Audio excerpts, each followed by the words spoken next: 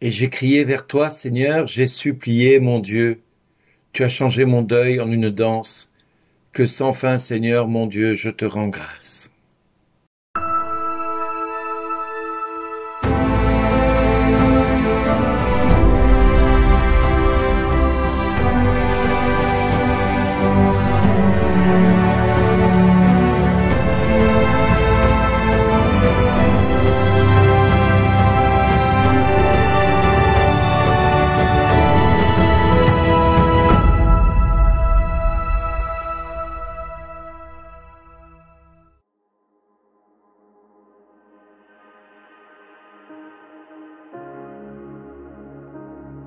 Bonjour les amis. Le deuil est souvent un temps difficile à vivre quand nous voyons partir quelqu'un que nous aimions. Le deuil est souvent l'occasion pour nous de se poser les bonnes questions. Pourquoi vit-on sur cette terre? Quel sens donnons-nous à notre vie? Quel sens donnons-nous à notre existence dans ce monde qui est rempli de méchanceté, d'incrédulité, de violence, d'impudicité, de vulgarité? Bref, nous sommes dans un monde qui ne donne pas trop envie. Oui, soyons honnêtes, c'est un monde qui nous fait plutôt, allez, je vais dire un mot vulgaire, gerber, vomir. C'est un monde qui nous pousse à détester ce qui se produit et à être quelque part, je le dis pour moi-même, trop souvent en révolte et que je dois régulièrement poser devant le Seigneur comme étant la plus grande de mes faiblesses, d'être dans une colère qui me fait rager de voir tant d'hommes et tant de femmes se perdre dans l'iniquité, dans l'impudicité, dans la violence. Quand nous voyons les guerres de ce monde, l'Ukraine, Israël, l'Afrique, maintenant la Corée, maintenant tous ceux qui se passent aujourd'hui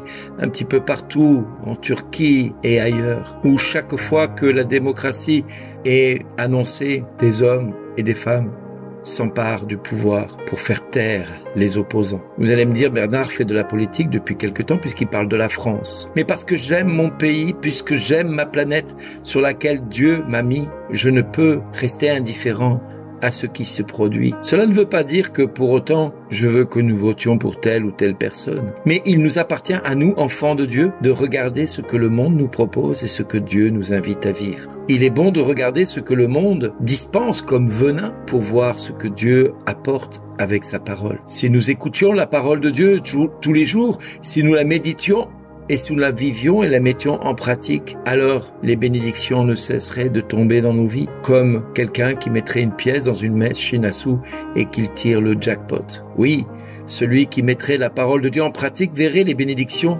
affluer vers lui et l'atteindrait. Si tous ceux qui écoutaient la parole de Dieu la mettaient en pratique, déjà le monde se porterait mieux. Si le monde commençait à écouter la parole de Dieu et à la vivre tous les jours, alors ce même monde ne pourrait pas se comporter comme il se comporte aujourd'hui. Mais voilà, Dieu nous a mis dans le monde, non pas pour être du monde, mais pour être témoins dans ce monde. Alors oui, je dis la France a une mission qui est la fille aînée de l'Église, qui est de reprendre son rang, de reprendre sa place, de reprendre son rang de fille aînée de l'Église. C'est-à-dire d'être celle qui est la sagesse, celle qui représente ses parents, celle qui représente son père et sa mère. Et oui, son père et sa mère. Désolé pour ceux qui n'aiment pas Marie, pour ceux qui ont un problème avec Marie. Moi, je reconnais que j'ai un problème avec le chapelet. Oui, c'est vrai. Mais ça ne veut pas dire qu'elle n'est pas bonne, cette prière. Ça veut dire simplement que moi, j'ai un problème. Et c'est à moi de régler le problème avec ce que je vis. Comme chacun de nous, nous avons des problèmes dans différents domaines. Certains, ça va être l'adoration. D'autres, ça va être la louange. D'autres, ça va être la pénitence. D'autres, ça va être l'intercession. D'autres, ça va être le nom de Jésus qui va poser problème. Mais c'est à chacun de nous mettre devant un miroir et de reconnaître ce qui ne va pas. Et de reconnaître, et puis de faire le nécessaire pour corriger le tir. Alors oui, je me dis, Bernard, tu as un problème avec le chapelet parce que toi, tu as besoin de prier le Fils et de prier que le Fils par le Saint-Esprit. Je n'ai pas besoin d'autre chose à cette heure-ci. C'est vrai, je le reconnais. Mais peut-être que le chapelet serait pour moi une occasion de découvrir qui est Marie, même si je sais quelque part que Marie est ma mère et qu'elle me donne la vie, qu'elle est celle qui a marqué de son initiale le pays, la France. Car Marie, là où elle est apparue, on peut dessiner un M sur la France. Ce qui signifie que la France est marquée par le baptême de Clovis, qui est devenue la fille aînée de l'Église, par le M de Marie qui est apparu maintes fois en France. Et mon Dieu, qu'elle est apparue partout en France. Et nous, que faisons-nous de tout cela? Que faisons-nous de notre Père qui nous dit « Convertissez-vous et croyez à la bonne nouvelle par son Fils Jésus ». Qu'attendons-nous pour nous convertir? Qu'attendons-nous pour écouter ce que Marie nous a dit dans tous ses messages où elle est apparue? Quand elle dit à Bernadette « Jeûne, pénitence et procession ». Quand elle dit « Pénitence, pénitence, pénitence ». Quand elle dit toutes sortes de choses qui aujourd'hui, dans notre vie, doivent retentir comme un appel de Dieu à nous convertir et à nous repentir. Alors oui, nous pouvons aujourd'hui, demain et après-demain entendre Dieu nous dire que nous avons du prix à ses yeux. Mais pour cela, il faut simplement écouter ce que la parole de Dieu nous dit. Je vais créer un ciel nouveau et une terre nouvelle. On ne se souviendra plus du passé. Il ne reviendra plus à l'esprit.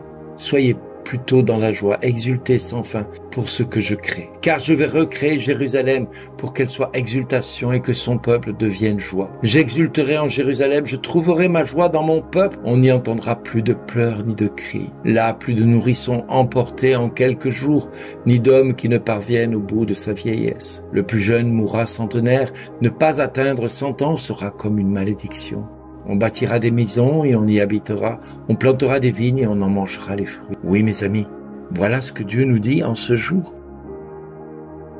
Est-ce que cela ne vaut pas le coup d'essayer Dieu un petit peu plutôt que de continuer à suivre bêtement ceux qui nous disent de nous éloigner de ce Dieu par toutes sortes de pratiques et de choix politiques? Oui, mon ami, Dieu t'invite à entendre ce qu'il te dit tous les jours, que je ne cesse de te répéter. Merci d'exister. Merci d'exister. Merci d'exister.